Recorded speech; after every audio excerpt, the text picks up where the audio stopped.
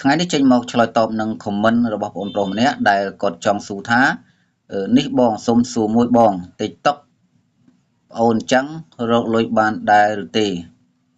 ដើម្បីដឹងថា TikTok របស់ប្អូនរកលុយបានឬក៏មិនបានប្អូនអាចចូលទៅឆែកមើលជាមួយខ្ញុំទាំងអស់គ្នាជាដំបូងសូមបងប្អូនអរគ្នាចុចចូលកម្មវិធី TikTok មកហើយបន្ទាប់មកបងប្អូនអរគ្នាចុចលើរូប profile ហើយវាចេញទម្រង់បែបនេះបន្ទាប់មកទៀតគឺបងប្អូនអរគ្នាចុចលើ ត្រី3ខាងលើខាងស្ដាំដៃហើយបន្ទាប់មកបងប្អូនអរគ្នាចុចលើ TikTok Studio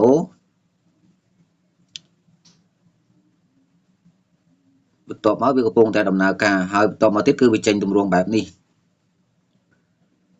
ហើយសម្រាប់ TikTok ដែលបងប្អូនទើបតែអាប់ដេតថ្មីគឺវាចេញទម្រង់បែបនេះហើយបើបងប្អូនមិនទាន់ដែលបានអាប់ដេតទេគឺវាចេញទម្រង់បែបខាងក្រោមចាបងប្អូននេះគឺខាងក្រោមហ្នឹងហើយបងប្អូនកន្លែងមកមើលខាងលើនេះកន្លែងកម្មវិធីរង្វាន់ Creator ប្រសិនបើបងប្អូនឆែកទៅឃើញមានកម្មវិធីរង្វាន់ Creator ហ្នឹងមានន័យថា account TikTok របស់បងប្អូនគឺជា account TikTok បរទេសហើយ account TikTok របស់បងប្អូនគឺអាចរកប្រាក់ចំណូលបានហើយបងប្អូនចុចចូលកន្លែងហ្នឹងទៅឃើញមានលក្ខខណ្ឌជាច្រើនមានដូចជា 10000 follow មាន 100,000 ស្មើនឹង 100k អញ្ចឹងបងប្អូនរយៈពេល30ថ្ងៃគឺបងប្អូនអាច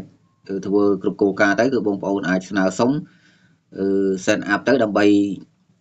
ទទួលប្រាក់ពី TikTok